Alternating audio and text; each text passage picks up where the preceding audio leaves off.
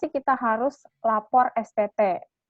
Nah, jadi di sistem perpajakan Indonesia itu menganut yang namanya self-assessment system. Jadi self-assessment system itu artinya wajib pajak sendiri yang menentukan besarnya pajak yang terutang.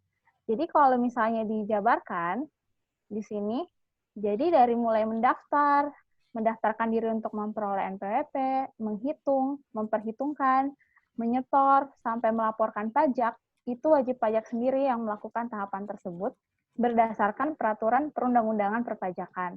Jadi di sini, fungsi dari pegawai pajak atau fiskus hanya sebagai pengawas ataupun pemeriksa jika sewaktu-waktu dianggap wajib pajak tidak melakukan kewajiban ini berdasarkan peraturan perundang-undangan perpajakan.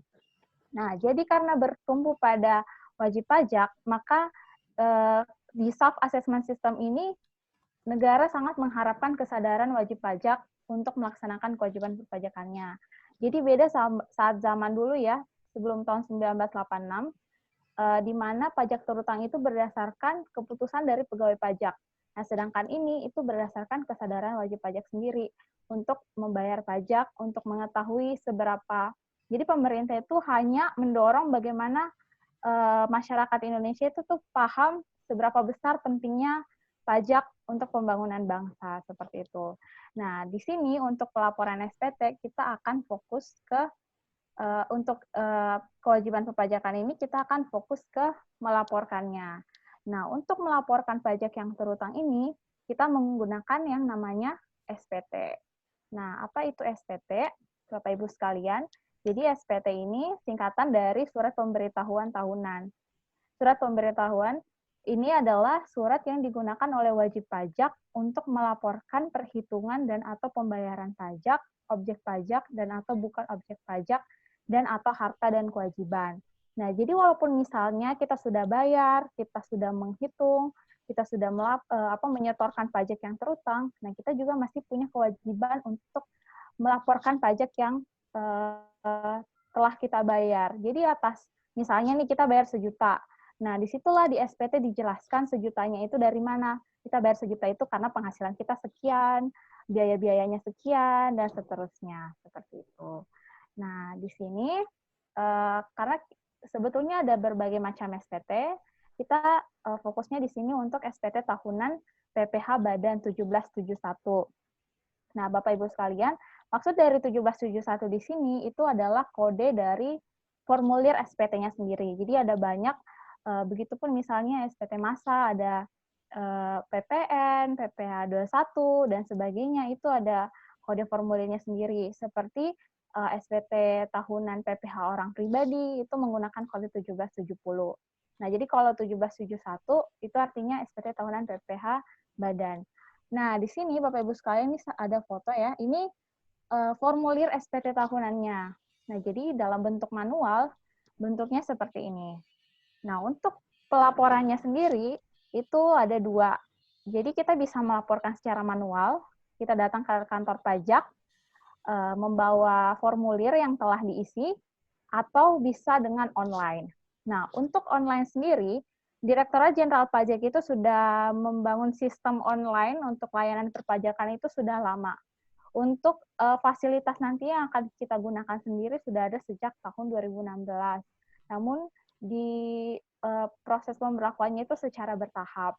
Nah, karena sekarang ada pandemi COVID-19 ya, yang akhirnya pelayanan tatap muka di kantor pajak ditutup, maka mau tidak mau, bagi wajib pajak yang belum melapor, itu diarahkan untuk melapor secara online.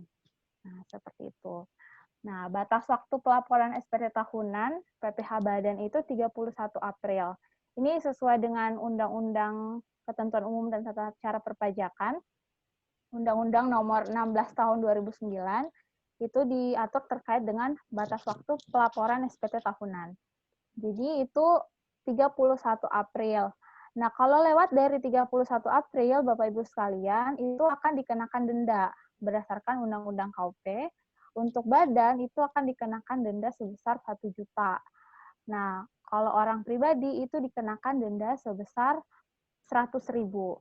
Nah, jadi kalau denda itu sifatnya tidak tidak berdasarkan jangka waktu ya. Jadi pokoknya kalau sudah telat 31 April, sudah lewat 31 April itu sudah akan dikenakan denda 1 juta.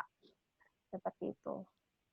Nah, di sini untuk layanan online perpajakan, saya akan jelaskan terkait dengan DJP online. Jadi, Kementerian Keuangan, dalam hal ini Direktorat Jenderal Pajak, Bapak Ibu sekalian, sudah membangun sistem yang namanya DJP online. Jadi DJP online ini istilahnya itu bisa kita katakan sebagai layanan satu pintu.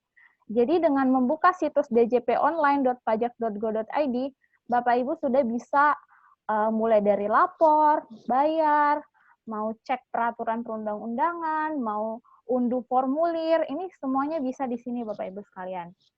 Nah, jadi dengan situs djponline.pajak.go.id, Bapak Ibu semua sudah bisa masuk ke situs-situs layanan perpajakan online yang ada di Direktorat Jenderal Pajak.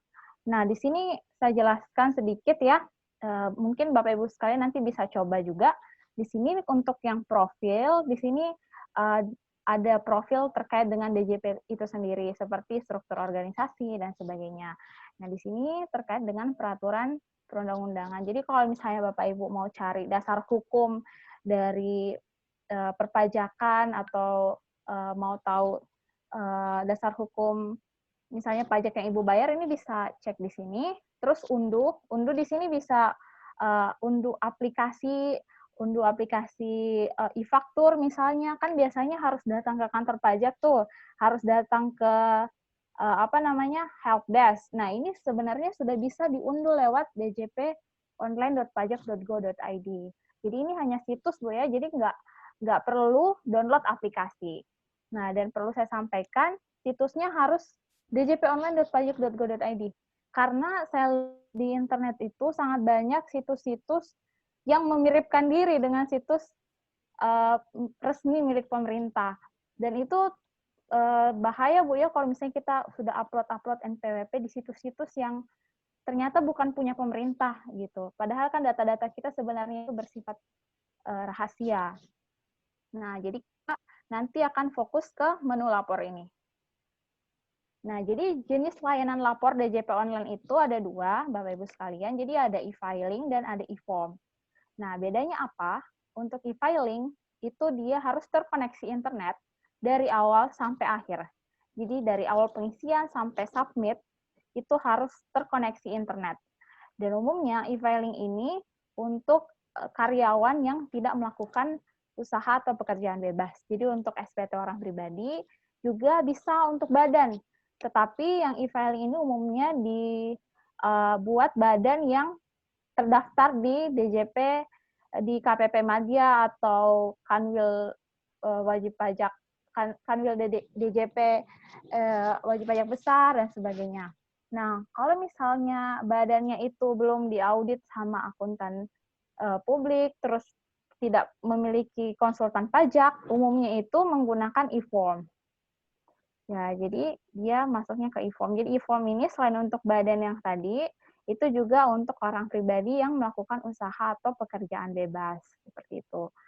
Nah, untuk e-formnya sendiri, itu tidak mesti selalu terkoneksi internet, Bapak Ibu sekalian. Jadi, terkoneksi internetnya itu hanya pada saat download formulir dan pada saat submit. Jadi, pada saat pengisian, Bapak Ibu misalnya mau di-save dulu, ada kerjaan lain, itu tetap bisa ter-save. Seperti itu.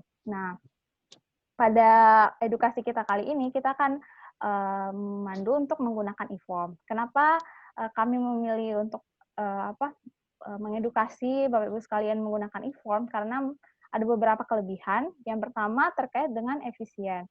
Jadi ini terkait dari online-nya sendiri ya. Kalau online kan berarti kita nggak perlu datang ke kantor pajak, tidak perlu capek-capek tulis tangan isi SPT, tidak perlu sibuk-sibuk kalkulator tarif, dan sebagainya. Nah, jadi dengan menggunakan e-form, itu sangat efisien.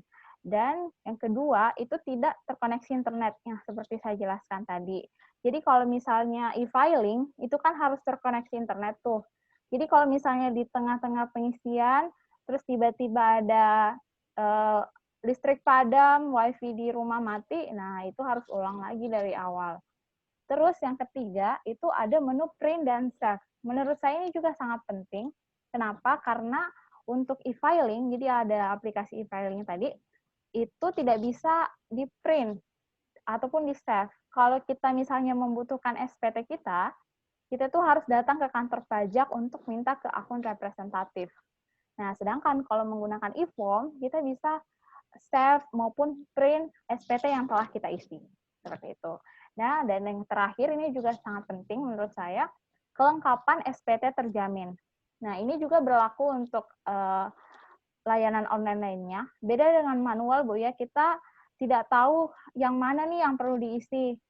Kalau misalnya ada hal yang tidak kita isi dan disetor ke kantor pajak kan bisa saja tersubmit tapi ternyata tidak lengkap. Nah, sedangkan kalau misalnya e-form itu dia tidak akan lanjut ke tahap berikutnya kalau hal-hal yang wajib diisi itu tidak terisi. Jadi nanti kita akan pelajari lebih lanjut ya terkait dari isi e-formnya itu sendiri. Nah, untuk tata cara pelaporan, jadi kita masuknya di djponline.pajak.go.id, terus Bapak Ibu klik menu login. Di sini situsnya bukan djponline.pajak.go.id, tetapi ketika Bapak Ibu mengetik djponline.pajak.go.id itu akan diarahkan ke situs ini, ke situs resmi DJP Online. Nah, setelah login, nanti, nah inilah masuk ke masukkan NPWP sama password dan kode keamanan. Kalau misalnya Bapak Ibu belum punya akun DJP online, nah ini bisa klik di sini nih, belum registrasi. Belum registrasi. Jadi di dalam menu belum registrasi ini ada beberapa hal yang diminta, termasuk yang namanya EFIN, Electronic Filing Identification Number.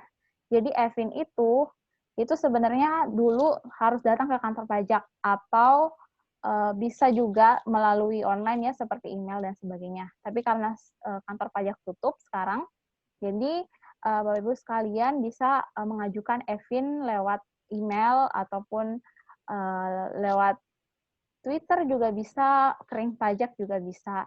Nah, jadi Bapak Ibu bisa masuk ke sini belum registrasi sampai tahap ke membuat password.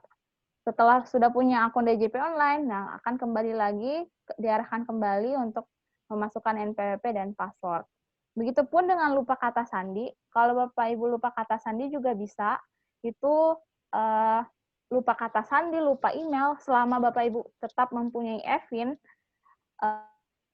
kan itu masalahnya akan terselesaikan. Jadi bisa diklik lupa kata sandi ini. Jadi EFIN-nya kalau bisa disimpan ya Bapak Ibu sekalian dan itu bersifat rahasia.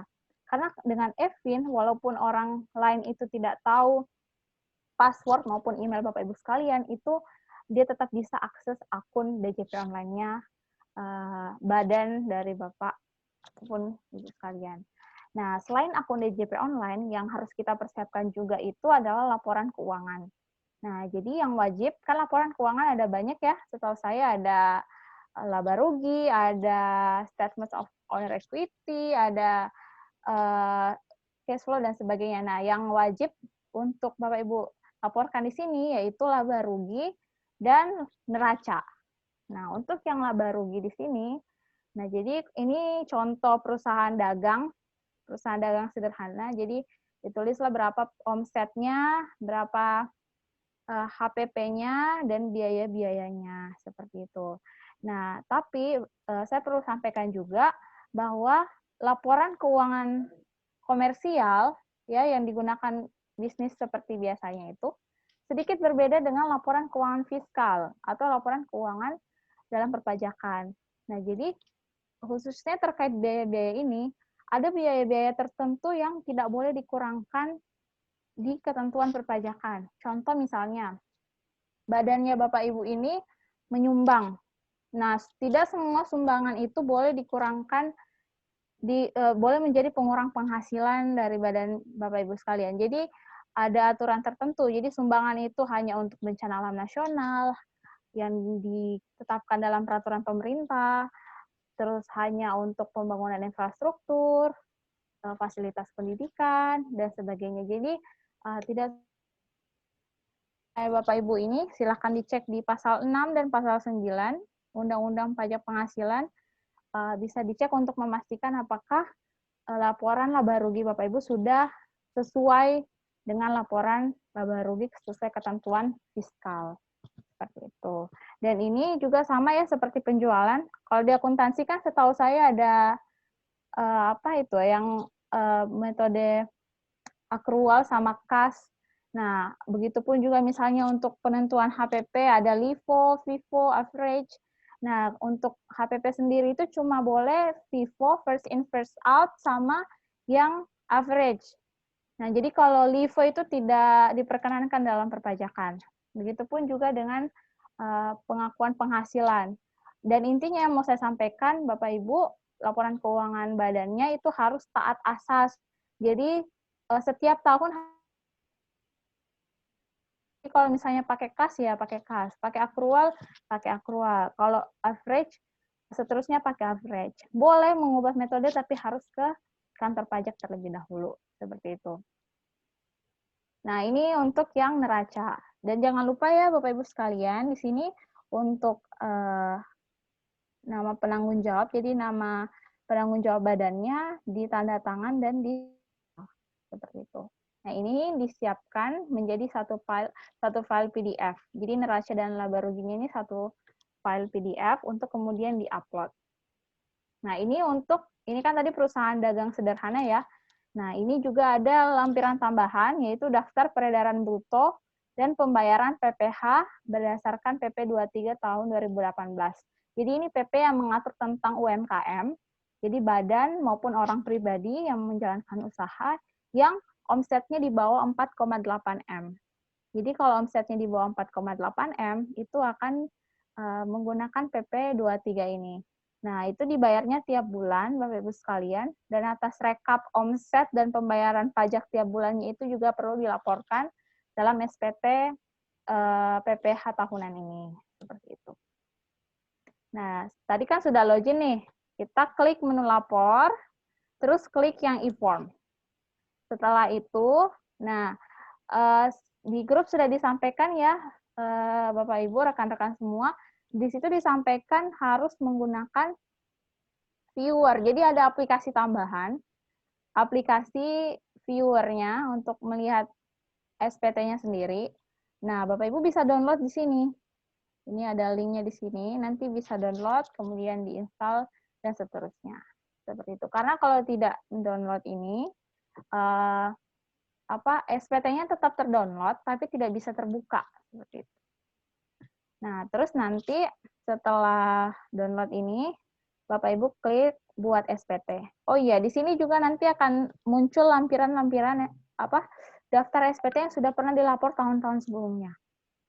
Nah, jadi kalau misalnya buktinya lupa, misalnya lupa taruh di mana, hilang, ini bisa cek di sini, ini di blur ya, di blur, bisa cek di sini bukti sudah lapornya, seperti itu.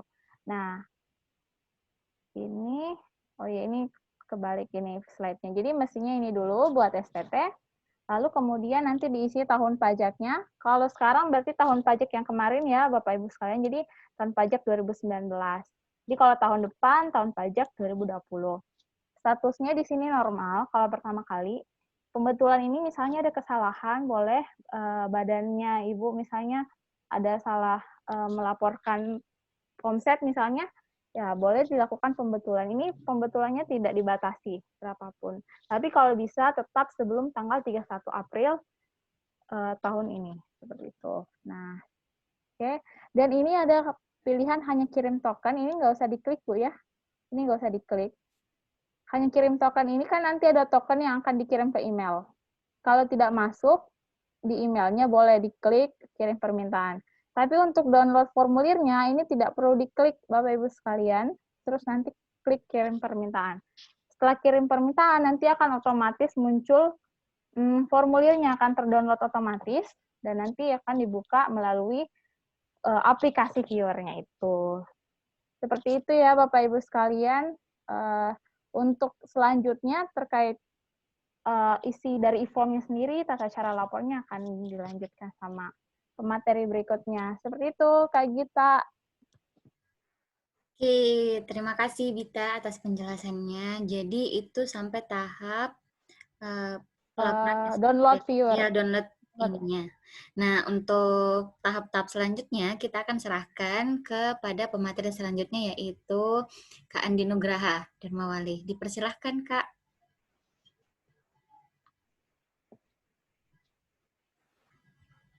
Oh iya, Ya, sebelum mulai, minta maaf Kak.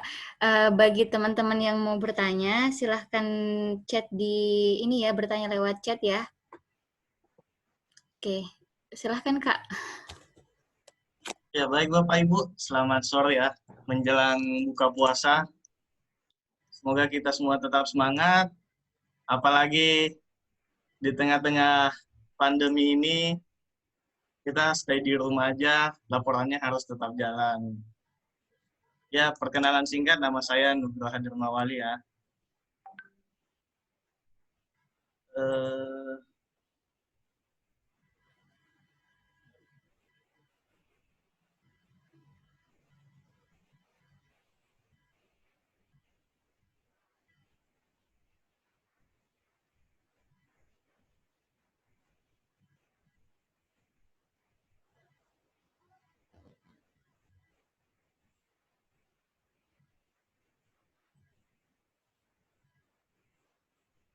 ya, buat yang sudah download tadi aplikasinya, udah kirim permintaan, harusnya udah bisa dibuka SPT-nya.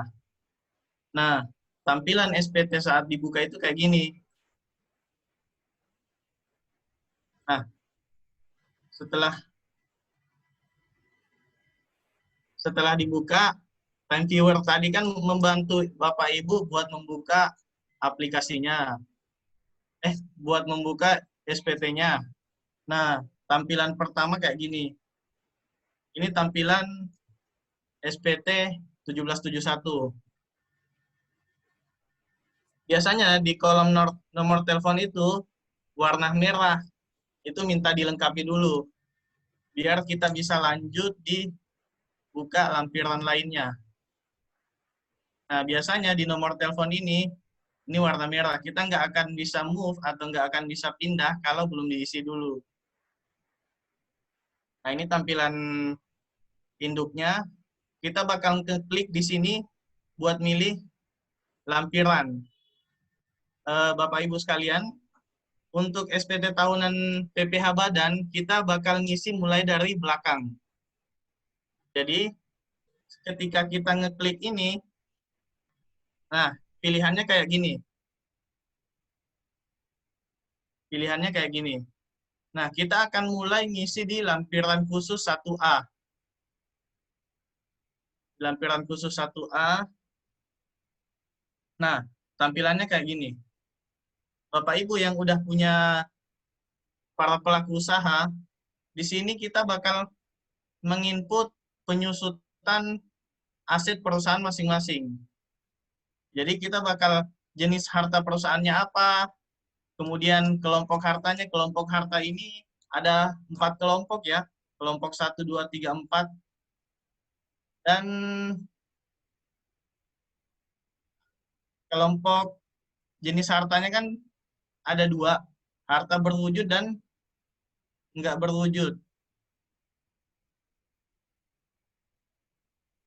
Kemudian kelompok bangunan. Nah, harta berwujud ini itu jenis hartanya kayak mebel, mobil, motor. Nah, dia ada kategori kelompok 4 tahun, 8 tahun, 16 sama 20 ya.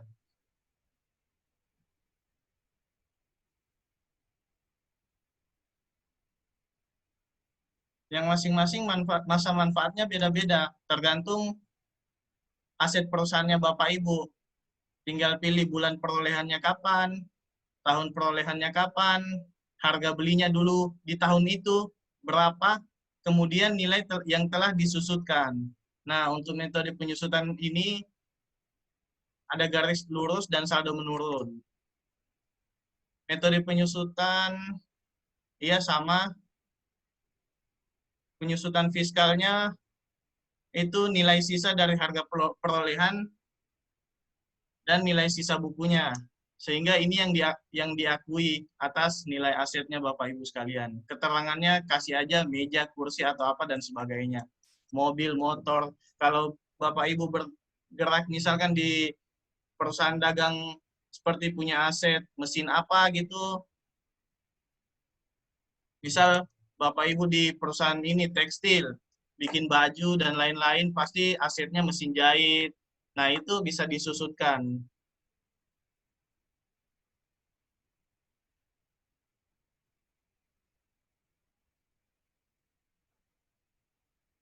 Nah, setelah kita ke lampiran 1A, kita ke lampiran 6. Lampiran 6. Nah, lampiran 6 ini berisi pemegang saham dari perusahaan itu. Jadi siapa pemegang saham atau pemilik modal atas perusahaan itu. Nah, di sini tinggal pemilik modal, pemegang sahamnya ada berapa, jumlah modal yang dimasukkan ke perusahaan itu, tinggal diinput aja namanya, alamat, NPWP, pemilik perusahaan, dan jumlah modal yang dimasukkan ke perusahaan itu. Persentasenya kalau misalkan 500 juta 2 orang, masing-masing artinya memiliki saham 50% atas perusahaan itu. Kemudian di sini ada pengurus dan komisaris. Biasanya sih kalau misalkan kebanyakan pengurus komisarisnya itu sama dengan ini, pemegang sahamnya. Tapi tergantung dari kebijakan masing-masing perusahaan, apakah ada komisaris lain yang di ini.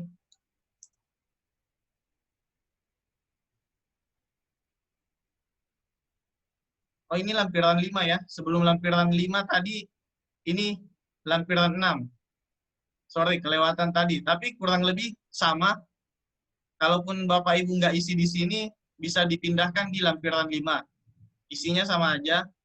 Penyertaan modal pada perusahaan, ada berapa modal yang dimasukkan, dan persentasinya tadi. Bisa dipindahkan ke sini. Kemudian setelah lampiran 5, kita ke lampiran 4.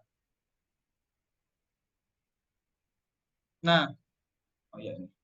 Nah, lampiran 4 ini kita hanya mengisi bagian bawah. Bagian bawah, ini kan bagian halaman atasnya. Slide ini halaman atasnya. Ini bagian final. Poin ini poin final yang Bapak Ibu bayarkan kalau misalkan omset setahun itu di bawah 4,8. Seperti yang tadi udah dijelaskan sama Mbak Gita, ini ada PP 23, tarif 0,5% dari bruto setiap bulannya. Nah, yang kita masukkan di SPT-nya itu hanya total bruto dan total PPh yang udah dibayarkan.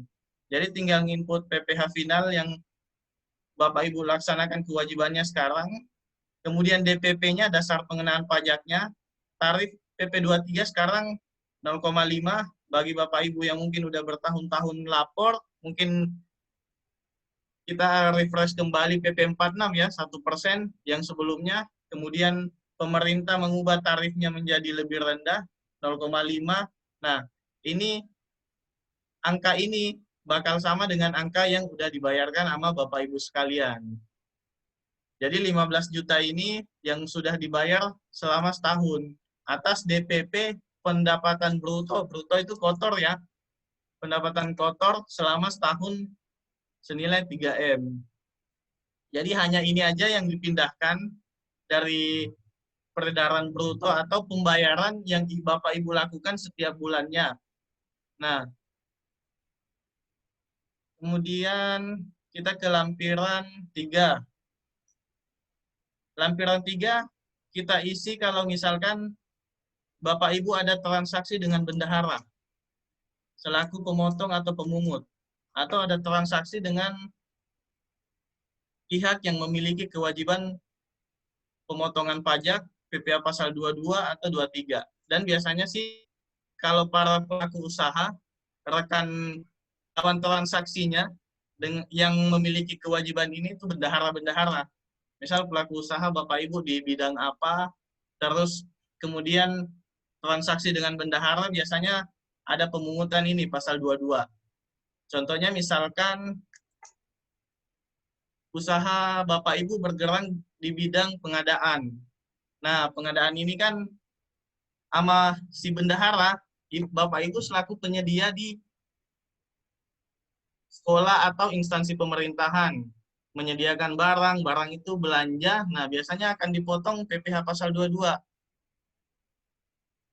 Sama halnya dengan 23, intinya tinggal nama pemotong itu Bapak Ibu isi lawan transaksinya, namanya dan NPWP-nya, jenis penghasilannya, PPh pasal 22, objeknya ini biasanya sih kalau Bapak Ibu memang bertransaksi dengan bendahara ya. Tapi kalau Bapak Ibu ini kebanyakan bertransaksi hanya perusahaan dagang, hanya menjual, melepaskan, artinya langsung orang beli, habis itu hilang. Itu nggak perlu ngisi ini, nggak perlu ngisi pemotongan pasal 22-nya. Nah, sampai sini nanti kalau ada yang ditanyakan setelah via chat bisa. Kemudian kita pindah ke lampiran 2. Nah, lampiran 2 ini pada intinya sih hanya memindahkan angka yang ada di laporan laba rugi ke SPT. Namun, seperti yang tadi Mbak Bita juga udah sempat sampaikan bahwa nggak semua akun biaya-biaya yang ada di laporan laba rugi Bapak Ibu sekalian, di laporan keuangan, bisa diakui di SPT. Jadi ada yang biaya atau pengurang yang nggak diakui. Tapi kalau misalkan selama biaya itu ada di SPT dan menyerupai, misalkan kayak ini nih, yang di garis biru ya, yang di 35 juta ini. 35 juta ini kan biaya pemeliharaan. Nah, biaya pemeliharaan itu Bapak Ibu mengeluarkan biaya atas jasa ya, menggunakan jasa entah itu pemeliharaan mobil atau pemeliharaan kebun, itu kan menggunakan jasa. Nah, Bapak Ibu bisa menggunakan akun ini, memindahkan angkanya ke biaya sehubungan dengan jasa. Jadi, kalau ada akun-akun yang mirip dengan di SPT, itu bisa diakui. Nah, untuk perusahaan, kita ambil contoh di sini perusahaan dagang. Perusahaan dagang hanya seperti yang saya bilang tadi, memindahkan angka yang di laporan laba rugi ke SPT. Nah, HPP, harga pokok penjualan ya, ini biaya-biaya untuk membentuk satu kesatuan barang dagangan. Kita hanya memindahkan ke pembelian bahan dan barang dagangan senilai 2.500.000. Buat yang kuning-kuning ini akan otomatis terisi. Yang warna kuning adalah nominal yang otomatis terisi. Nah, setelah memindahkan HPP, kita memindahkan biaya-biaya yang dikeluarkan oleh perusahaan. Nah, berhubung ini akunnya bisa diakui semua dengan yang di SPT, akun yang diakui oleh DJP, kita bisa mindahin semua. Nah, biaya transportasi pada perusahaan senilai 25 juta kita pindahkan ke biaya usaha. Biaya usaha senilai 25 juta. Nah, kemudian biaya pemeliharaan tadi. Nah, biaya pemeliharaan ini kan biaya yang kita keluarkan dengan membayar jasa, sehubungan dengan jasa ya. Kita membayar jasa, entah itu jasa perbaiki mobil, motor, yang di mana mobil dan motor ini merupakan aset perusahaan, aset perusahaan Bapak Ibu sekalian, nah itu bisa kita akui senilai 35 juta dengan akun biaya sehubungan dengan jasa. Dan kalau Bapak Ibu mengeluarkan biaya entah itu jasa apa saja, itu bisa kita akui di menggunakan akun ini aja, biaya sehubungan dengan jasa. Nah, kemudian gimana kalau biaya administrasi, biaya umum, dan lain-lain, ada biaya yang nggak ada. Itu bisa kita pindahin ke biaya lainnya. Nah, tinggal di total aja yang lingkaran hitam, kotak hitam ini, 25, 10, 120, menghasilkan 155 juta.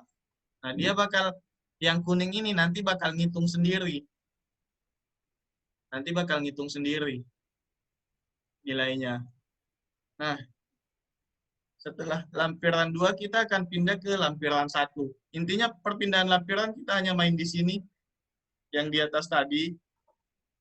Kemudian lampiran 1, ini kondisinya minus.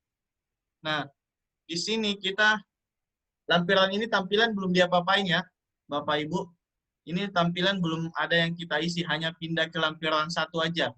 Nah, ini angka yang kita isi di lampiran 2 tadi otomatis akan berpindah ke lampiran 1. Otomatis akan berpindah ke lampiran 1. Nah, kita memindahkan penerimaan, hasil penjualan atau pendapatan atas usaha Bapak Ibu sekalian. Jadi penjualan 3M ini kita pindahkan ke peredaran usaha.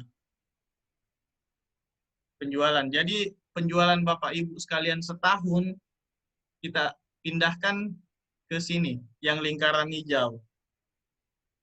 Nah, kemudian di laba rugi ada kotak merah 285 juta yang nominalnya sama dengan di angka 3 ini, jumlah penghasilan neto komersial. Nah, kenapa kita pindahkan ke penghasilan yang dikenakan PPh final dan yang tidak termasuk subobjek pajak?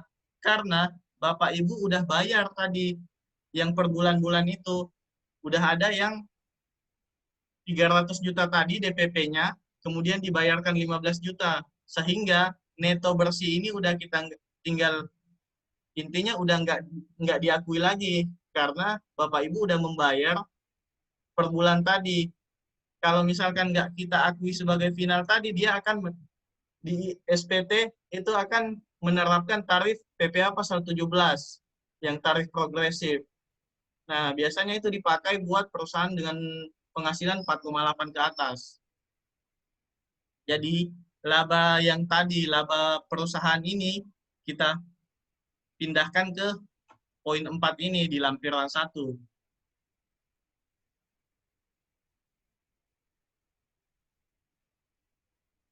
Nah, Bapak Ibu, setelah kita ke lampiran 1, kita pindah ke induk lanjutan. Induk lanjutan ini adalah halaman kedua dari induk yang tadi. Halaman keduanya. Nah, kita akan pilih lampiran transkrip dari laporan keuangan Bapak Ibu. Nah, di sini ada 8 pilihan yang akan kita sesuaikan dengan perusahaan masing-masing.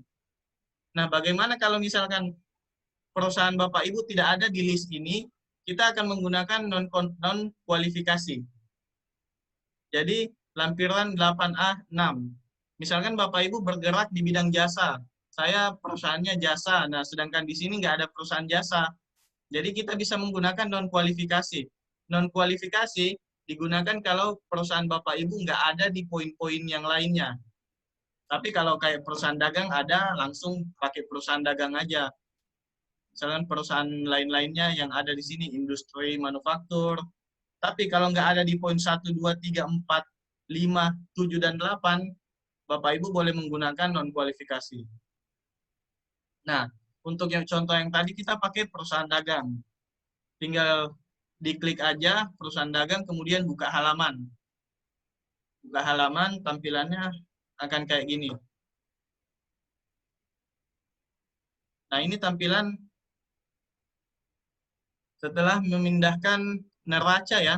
Angka-angka ini diambil dari neraca. Oh iya. Nah, neraca yang sudah dibuat tadi. Kayaknya ada di waktu Mbak Bita jelaskan tadi ya. Angka-angka neraca ini yang isinya kas dan utang, yang kas dan utang itu harus seimbang. Mesti balance tadi. Intinya ini memindahkan angka neraca berapa kas perusahaan, piutang usahanya berapa, aktifanya, aktiva dan lain-lain, tanah dan bangunan, itu udah Bapak Ibu sajikan di neraca yang udah dibuat. Hanya memindahkan, tapi di neraca kan nggak semua ada, jadi kita hanya mengakui apa yang ada di SPT ini. Jadi yang dapat dipindahkan hanya yang diakui di SPT aja. Ini perusahaan dagang. Nah, nanti akan seimbang. Akan balance jumlah aktiva dan jumlah kewajiban dan ekuitas. Kalau hanya pada intinya buat elemen dari neraca ini memindahkan neraca dari yang dibuat oleh perusahaan.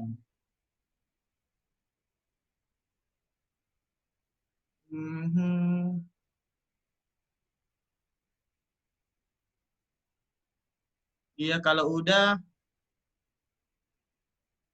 memindahkan angkanya tadi, tinggal klik sebelumnya, itu bakal kembali ke induk lanjutan. Kemudian hanya mengisi tempat, Makassar kalau Bapak Ibu di daerah, kemudian tanggal lapornya, nama pengurus, NPWP pengurus, habis itu kita bisa submit. Submit ini apabila udah lengkap semua tadi. Nah, tinggal di-submit, setelah di-submit, nah, submit tadi kita akan pindah ke ini, halaman ini. Nah, laporan keuangan yang di-upload di sini, dua item ini aja. Dua item, laporan keuangan yang di-upload jenis PDF maksimal 20 MB. Isi laporan keuangannya digabung aja, neraca dan laba ruginya. Kemudian nerekap PP23 yang dibayar per bulan tadi, dari Januari sampai Desember, yang 300 juta DPP-nya, kemudian PPh finalnya 15 juta.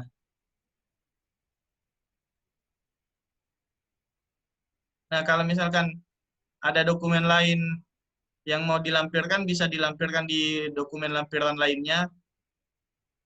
Untuk amortisasi boleh diupload, tapi nggak diupload juga sih nggak apa-apa. Kalau dokumen penyusutan dari perusahaannya Bapak Ibu sekalian. Nah, untuk kode verifikasi, ini didapat bisa dilihat di email. Di awal tadi, waktu Bapak Ibu sekalian mengirim permintaan buat dapetin form SPT-nya, itu di email udah dikirimin juga kode verifikasi. Atau yang di awal tadi kode token. Kalau misalkan nggak dapat kode token, bisa centang yang awal tadi buat dapetin kode token. Yang setelah download Time Viewer, buat ngambil form SPT-nya.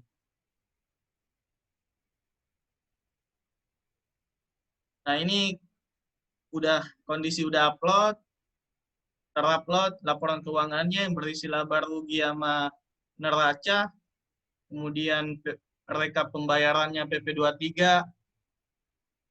isi kode verifikasi, submit. Nah, bukti pelaporannya pasti akan masuk ke email dan udah selesai kewajibannya.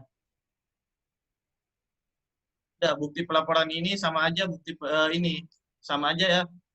Bapak Ibu lapor ke KPP, cuman karena via online, jadi jawabannya pun via online juga, penerimaannya secara elektronik. Ini udah selesai, ya udah habis, udah selesai. Ya, oke, itu tadi materi dari Andi Nugraha ya. Jadi ini kan ada beberapa pertanyaan nih dari Ibu Nursyamsi Bajeng. Menyatakan bahwa saya lihat ada perpanjangan sampai tanggal 29 Mei. Apakah itu betul? Gimana, Bita? Dan aku panggilnya Kak Uga aja ya, sampai lebih nyaman. Oke. Apakah itu betul, gimana? Iya, perpanjangan sampai 29 Mei ini sebenarnya perpanjangan buat kelengkapan berkas aja ya. Buat kekurangan-kekurangan, tapi buat pelaporannya tetap dilakukan. 29 Mei ini hanya Bapak Ibu boleh lapor itu transkripnya aja. Transkrip dari laporan keuangan tadi. Nah, kemudian buat pada intinya kita harus tetap lapor sebelum 31 April. 30 April ya. Pokoknya tetap harus lapor sebelum 30 April. Entah itu transkripnya aja, meskipun nilai-nilai Yang lainnya itu belum ada. Yang ada di laporan keuangan aja. Nah, di jangka waktu 29 Mei, Bapak Ibu dikasih waktu buat pembetulan, buat melengkapi apa-apa yang kurang. Nah, buat melengkapi apa-apa yang kurang, artinya dalam jangka waktu 29 Mei, DJP itu nggak bakal lakukan pemeriksaan. Itu nggak dilakukan ini, pemeriksaan. Jadi dikasih waktu buat memperbaiki. Nah, memperbaiki kalau misalkan ada yang kurang dari pelaporan SPT Badan tadi, yang dilakukan 30 April, sebelum 30 April. Pada intinya itu aja sih, dikasih waktu, kalau misalkan salah bisa diperbaiki, tapi laporannya tetap 30 April. Jadi terekam di sistem itu 30, sebelum 30 April dia udah lapor, meskipun nggak lengkap. Atau misalkan ada nominal-nominal yang salah. Jadi nggak sampai pemeriksaan sih. Nggak sampai ada pemeriksaan buat PPH SPT Badan yang lapor di jangka waktu itu. Oke, jadi intinya sampai tanggal 30 April itu lapor dulu, dan Iya, jangka waktu sampai 29 Mei itu adalah pembetulan. iya, jangka waktu pembetulan. Buat Ya, membetulkan kalau misalkan, ternyata kemarin saya ada salah rekam, nominal ini ternyata salah, angka ini ternyata salah, nah itu masih bisa dibetulkan. Oke. Oke, ini lagi pertanyaan selanjutnya. Apakah pengisian seperti yang dijelaskan tadi itu berlaku juga bagi yayasan yang membawahi sekolah taman kanak-kanak? Gimana tuh? Ya, yayasan boleh menggunakan metode tadi. Nah, tapi untuk lampiran dia non-kualifikasi. Nah, kalau misalkan laba ruginya yayasan, itu hitung aja pendapatan, kemudian berapa biaya-biaya yang dikeluarkan, nanti bakal dapat labanya itu. Mungkin bisa diinikan sedikit, Kak, ditutorialkan yang bedanya apa dengan yang tadi.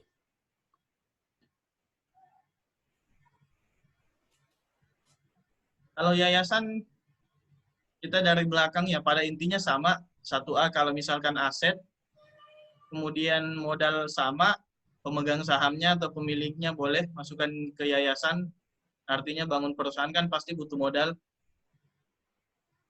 Kemudian PPH finalnya, PPH final yayasan nggak bayar kayaknya ya, PPH final. Yes, PPH final kalau nggak ada, di skip aja. Nggak apa-apa, di skip.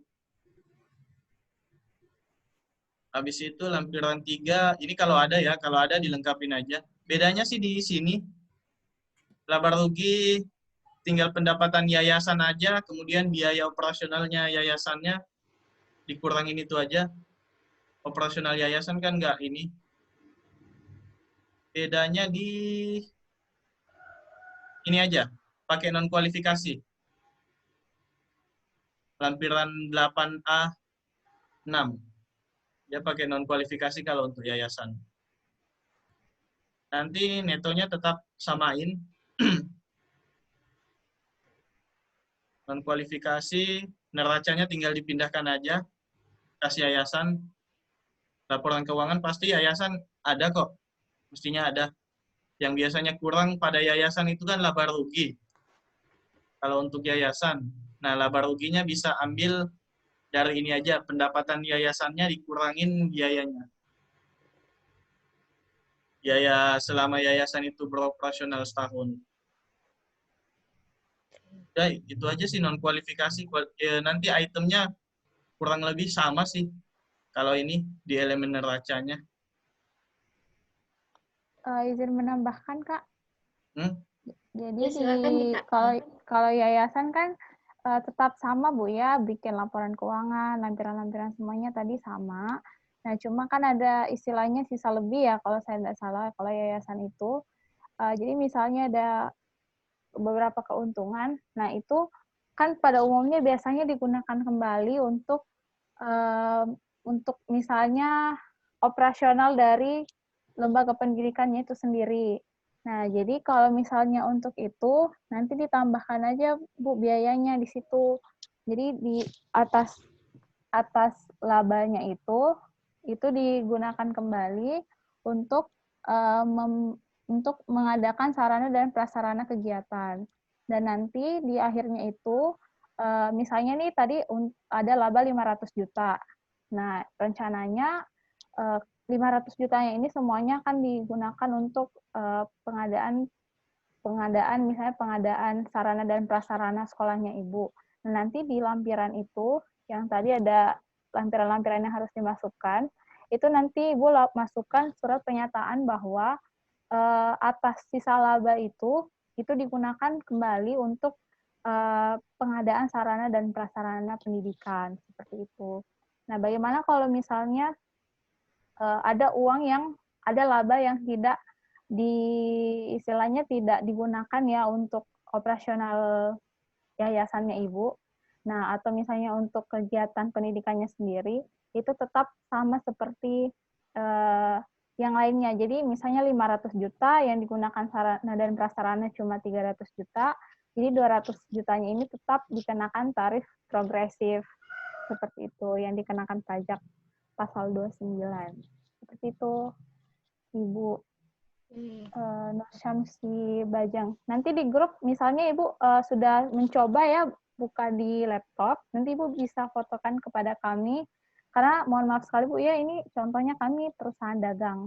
Terus kalau saya pribadi sih tidak punya ini perusahaan dalam bentuk badan dan dalam bentuk yayasan, jadi untuk ngasih contoh slide-nya susah, seperti itu. Jadi kalau misalnya Ibu sementara ngisi, boleh dikirim ke grup atau terus ini aja Bu, ditutup aja untuk informasi-informasi yang tidak ingin Ibu diketahui banyak orang, nanti kita jawab di grup seperti itu. Ya, terima kasih Bita, Kak Uga. Jadi itu tadi jawaban dari ini ya Bu, semoga bisa terjawab. Nah, ini ada pertanyaan selanjutnya dari Andi Fajar. Untuk pelaporan bagi usaha yang tidak melakukan aktivitas usaha itu gimana? Yang tidak melakukan kegiatan usaha, iya, Kak ya? Iya, karena kan ini misalnya ini COVID, jadi usahanya itu dia tidak berjalan atau belum jalan seperti itu. Kalau misalnya usahanya belum jalan, jadi untuk lampiran seperti pernyataan modal, nama direktur, nama komisaris itu tetap dimasukkan. Nah, cuma nanti berarti kan tidak ada laporan laba rugi berarti ya, karena semuanya nol, seperti itu. Nah, nanti sisa di lampirannya itu. Tadi kan ada file-file PDF kan yang harus diupload. Nah, nanti perusahaannya Bapak atau Ibu itu mengisi, saya sudah kirim di grup surat pernyataan tidak melakukan usaha. Jadi tidak ada kegiatan usaha, di situ diisi dan itu harus ditandatangani menggunakan materai. Seperti itu. Jadi nggak apa-apa dilaporkan nihil saja, tapi harus ada lampiran yang menyatakan bahwa memang tidak ada kegiatan usaha gitu. Sama-sama perusahaan yang misalnya baru didirikan, tapi didirikannya tahun 2019 misalnya. Nah, belum ada kegiatan usaha, tapi itu kan harus tetap lapor Bapak Ibu sekalian. Nah, sama, itu juga mengisi surat pernyataan belum ada kegiatan usaha. Kayak gitu. Berarti kalau ditutorialkan, dia akan menolkan saja yang nilai-nilai tersebut. Iya, bisa dicontohkan, Bit? Yang di laba ruginya berarti, Kak. Jadi ngisi di situ yang, nah berarti di sininya nol semua. Iya.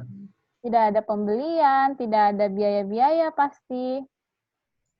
Seperti itu. Karena kan tidak ada perputaran usaha kan, Kak, gitu. Jadi isinya nol semua. Jadi nanti sebelum submit tadi, itu diisi surat pernyataan. Jadi nggak usah melampirkan laporan laba ruginya lagi. Semoga terjawab. Ya, semoga bisa menjawab ya, Andi Fajar. Ini pertanyaan selanjutnya lagi. Dari Saudara Yuliawati, setiap bulan kan yang saya bayar pajak itu 10% dan 0,5%. 10% itu yang saya lapor tiap bulannya. Jadi berarti yang saya laporkan tahunan ini hanya yang 0,5% ya. Yang 10% tidak dilaporkan lagi. Mungkin pertanyaan ini bisa dijawab sama Kak Uga. Sebelumnya usahanya apa ya?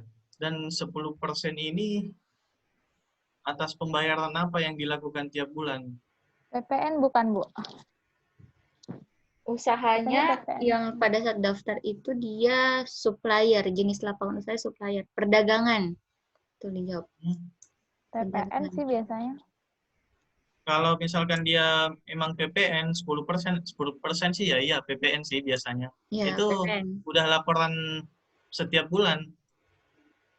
Iya, dia katanya sudah lapor setiap bulan itu bayar pajak 10% dan 0,5%. 10%-nya itu dia lapor tiap bulan dan 10% itu adalah PPN. Oh iya, berarti kalau di laporan tahunannya udah tinggal yang 0,5%-nya aja. Karena yang 10%-nya kan udah dilaporkan tiap bulan. PPN-nya. Oke, pertanyaan selanjutnya ya. Dari Ibu Nursyamsi, kalau sekolah itu mendapatkan dana dari pemerintah berupa biaya operasional, apakah itu juga akan tetap dilaporkan atau gimana? Biaya operasional. Kalau buat biaya operasional sih, sekolah kan biasanya udah ini ya. Udah biaya operasional kalau buat di laporan ini, biasanya udah diposkan pelaporannya biaya itu udah dipakai kemana aja. Kalau misalkan dia belanja barang kan PPh pasal 22 ya. Misalkan dia belanja barang, kemudian belanja ini. Artinya kalau sekolah biasanya udah untuk pelaporannya, sekolahnya ini dalam bentuk sekolah pemerintah atau sekolah ini ya? Ya, sekolah. Kalau misalkan sekolah pemerintah, pasti NPWP-nya bendahara. Mungkin bisa Sekolah, dijawab Dan sekolah apa? sekolah swasta. Tapi ada Oh, yang seperti kayak dana bos kalau di SD. Tapi ini kan dana bos ya, Bu? seperti itu, mirip-mirip seperti itu. Memang dana operasional bisa untuk peserta didik, dana yang diperlukan untuk peserta didik. Bisa dibiayakan sih. Jadikan ini pengurang atas ini. Tapi itu dibelanja habis. Ya, dibelanja habis. Makanya nanti bakal ini jadi beban juga, beban operasional yayasannya. Karena sudah dibelanjakan semua. Jadi di laba ruginya, Bu, ini bisa dimasukkan, misalnya di sini ada pendapatan dari pemerintah. Nah, ditambahkan lagi biayanya di sini, berarti. Seperti itu. Jadi biasanya kan turun anggaran misalkan 1 M ya. Turun anggaran, habis itu nanti biaya-biayanya dipakai ke sini, Bu. Iya. Iya. Ya, bisa jadikan biaya nanti di sini. Jadi bakal mengurangi anggaran yang udah didapat tadi. Kalau saya pakai di atas, kasih masuk berapa yang diterima, kemudian di bawah pengeluarannya sesuai dengan yang ada di RKS.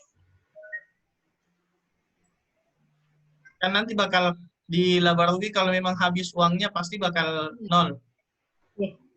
Iya. Iya, seperti itu, Bu. Jadi sudah terjawab ya, Bu? Ya. Oke, apakah masih ada pertanyaan lagi sebelum ini? Karena kebetulan kan harusnya kita berada jam 5.10. Tapi ini udah lewat 5 menit. Jadi saya kasih kesempatan satu lagi kalau misalnya masih ada yang mau bertanya. Oke. Apakah masih ada? Tapi seumpama ada pertanyaan sesudah ini, bisa nggak kita share di grup?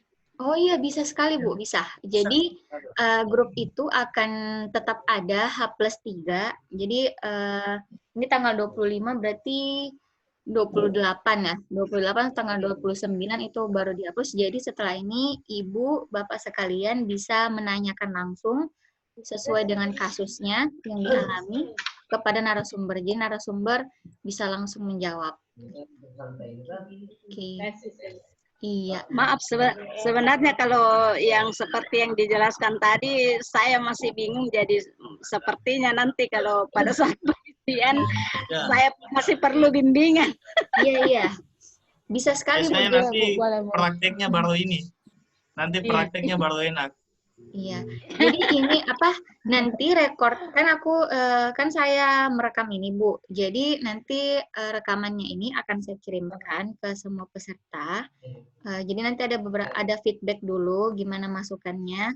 Nah, ini rekamannya bisa disimpan juga, bisa diikuti, dan kalau misalnya ada bingung, silahkan langsung bertanya pada narasumber. Iya. Oke. Jadi mungkin Kalian jadi ladang pahala buat kita, Bu. iya. Semoga bisa bermanfaat ya. Jadi kalau teman-teman juga yang lain yang mungkin mau bertanya terkait ini segala macam, langsung saja di grup. Oke, mungkin karena waktunya sudah lewat ya, jadi Mepet buka juga, Kak. ya Sudah mepet waktu buka. iya sudah mepet waktu mau buka puasa. Jadi kita akhiri kelas kali ini.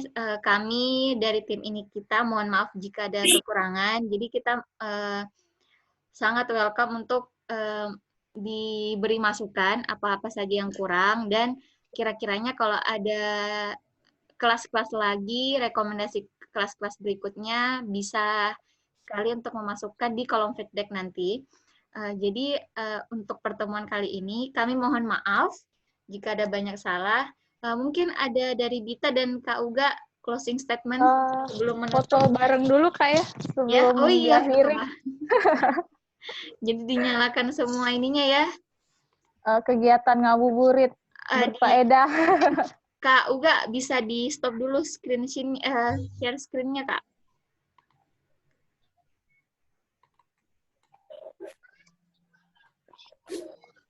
Mana nih stopnya? Ada di atas tuh, Kak, pilihannya stop share screen. Di atas. Kan. Oke. Udah ya, jadi dinyalain semuanya. Kita foto ya. Masing-masing senyum ya, saya hitung. Oke. 1, 2, 3. Lagi. 1, 2, 3. Oke. Yeay, terima kasih semuanya. Ya, tambahan dikit ya. Ya. Ya, karena contohnya tadi perusahaan dagang, harapannya sih Bapak Ibu bisa menyelesaikan pelaporannya. Habis itu kalau memang ada pertanyaan kan mungkin nggak sempat kita bahas satu-satu, perusahaan jasa gimana, perusahaan yang bergerak di bidang lain gimana, badan-badan lain gimana. Itu Bapak Ibu boleh aktif di grup. Dan tim ini kita insya Allah bakal bantu bagaimana sampai mengusahakan selesainya di jangka waktu A+3 ya. Makin cepat sih makin bagus Bapak Ibu bisa menyelesaikan. Ya itu aja. Terima kasih. Kalau Bita, apa ada closing statement, Bit? Nggak ada sih, Kak. Pokoknya ya kita selalu berusaha untuk berbagi. Bapak Ibu sekalian ya kalau bisa pelaporan SPT-nya segera ini karena sudah hampir batas waktu pelaporan seperti itu. Semoga bermanfaat lah apa yang diberikan dan kami sangat mengharapkan masukan dari Bapak Ibu sekalian. Amin. Ya, sebelum saya tutup, kalau misalnya mau mengikuti kelas-kelas edukasi dari ini kita lagi, bisa dicek Instagramnya _ini kita ID, bisa dilihat di situ akan ada update terus kelas-kelas berikutnya akan bahas apa, dan apa lagi ya. Oke, saya ucapkan banyak terima kasih karena sudah mengikuti kelas ini kita, walaupun ini semoga bermanfaat dan memberi berkah ya. Maka dari itu saya tutup kelas edukasi ini kita kali ini. Mohon kekurangan dan kelebihannya mohon dimaafkan. Wabillahi taufiq wal hidayah. Wassalamualaikum warahmatullahi wabarakatuh. Waalaikumsalam warahmatullahi wabarakatuh.